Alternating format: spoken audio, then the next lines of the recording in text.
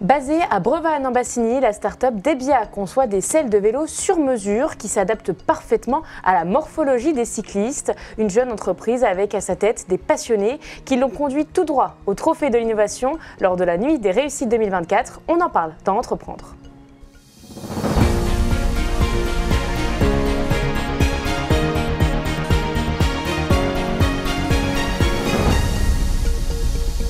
Bonjour Thierry Léna. Bonjour.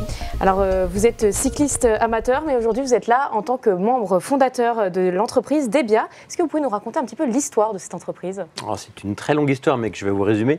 Il y a maintenant 35 ans, depuis le temps que je dis 30, ça fait 35, j'étais donc un jeune chirurgien dentiste et j'avais de gros problèmes avec mes selles de vélo. Je roulais beaucoup à l'époque. Et ces problèmes de blessures récurrentes m'ont conduit à une idée qui était en fait une simple transposition du savoir-faire que j'avais acquis dans ce premier métier, à savoir donc la réalisation de dispositifs sur mesure, parce que faire une prothèse adaptée à un palais ou faire une selle adaptée à un fessier, en fait la démarche reste la même. Et il a fallu des années pour que ça puisse aboutir, puisque la technologie n'était pas encore prête. C'est l'arrivée des technologies 3D, d'impression 3D, qui nous ont vraiment permis de franchir le cap. Alors une ouverture en quelle année et comment ça s'est goupillé, j'ai envie de dire, pour l'évolution de votre entreprise ? Ça fait 5 ans, quasiment jour pour jour, que j'ai eu mon tout premier modèle, ma première preuve de concept. On avait bossé pendant 6 mois dessus et il a fallu quelques années. En plus, le Covid est passé par là, entre les deux, de façon à ce que ce premier prototype devienne une entreprise, un produit commercialisable. Et l'entreprise a été créée à l'été 2022. Alors vous le disiez, vos selles, c'est des technologies avancées. Vous avez été patient pour les obtenir, ces technologies. Il y a de la prise d'empreinte et de l'hydro-dipping. Alors concrètement, qu'est-ce que c'est ? Alors, la technologie, elle est mixte, elle est mi-artisanale et elle fait aussi appel aux nouvelles technologies. Dans la partie artisanale, la prise d'empreinte elle-même reste physique. C'est-à-dire qu'aujourd'hui, on ne peut pas scanner un fessier, puisqu'on ne peut scanner que des surfaces immobiles. Et nous, on a besoin d'une surface en mouvement, puisque l'empreinte est dite dynamique. C'est-à-dire que lorsqu'on réalise l'empreinte, on met en place un porte-empreinte, qui est donc le support qui est là-dessous. Là, je vous ai amené une empreinte. On garnit ce porte-empreinte qui a lui-même été posé sur le vélo du cycliste sur un home trainer, d'un matériau empreinte qu'on recouvre d'une housse et on va le faire pédaler pendant tout le cycle de prise du matériau. Et ces surfaces d'appui qui vont modeler la surface qu'on a enregistrée vont nous permettre d'avoir une empreinte très fidèle et représentative des surfaces d'appui du cycliste en fonction. Alors c'est ce qu'on obtient à la fin, c'est ça ? Et voilà. Ensuite, les nouvelles technologies rentrent en œuvre. C'est là où on va numériser. Donc on a un scanner 3D. On numérise, on conçoit la selle, on lui ajoute les petites particularités demandées éventuellement par le cycliste. Par exemple, faire une zone de décharge parce qu'un cycliste a des séquelles de traumatisme ou d'intervention chirurgicale, par exemple. Après des fractures de bassin ou autres, on peut intervenir dans vraiment tous les cas. Et après numérisation de cette empreinte, donc on construit cette selle et là, on revient à des étapes après l'impression 3D totalement artisanale, puisque c'est là qu'intervient le fameux hydro-dipping dont on parlait tout à l'heure, à savoir que lorsque les coques arrivent, elles sont brutes, c'est pas très vendeur, c'est pas très sexy et il faut absolument modifier et rendre ce produit plus présentable.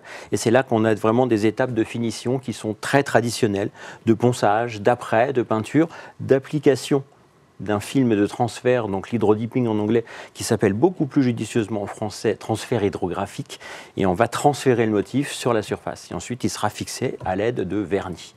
Donc pas mal d'étapes encore très manuelles et très traditionnelles qui viennent se mêler aux nouvelles technologies. Alors justement, donc on obtient une selle sur mesure, et vous mettez un point d'honneur à mélanger innovation artisanale, vous le disiez, et surtout, vous privilégiez le Made in France. Pourquoi c'est important pour vous ? C'était absolument crucial pour nous. La volonté, effectivement, de faire partie d'un écosystème national, d'une part, et puis aussi un côté éco-responsable, parce qu'on avait la volonté d'avoir des circuits courts, autant que faire se peut.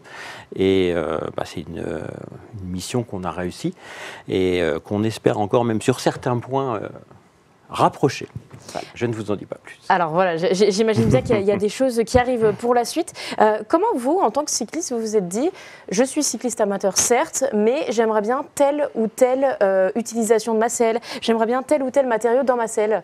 Alors les matériaux, ils se sont en fait imposés. Moi, l'idée, c'était vraiment d'avoir une selle parfaitement adaptée aux surfaces d'appui, Donc ça, la technologie, on l'a mise en œuvre. Dans les premières années, au tout début, il y a plus de 5 ans maintenant, quand on a fait les premiers prototypes, mes premiers prototypes cassaient. Parce que notre selle, elle est soumise, comme toute selle, à des contraintes importantes. Et vous voyez que lors du pédalage, elle est capable de déformations importantes pour pouvoir suivre les mouvements d'oscillation du bassin. Parce qu'on a beau pédaler le plus rond du monde, on a ces petites oscillations et il faut laisser à la selle le soin d'accompagner ces mouvements du bassin.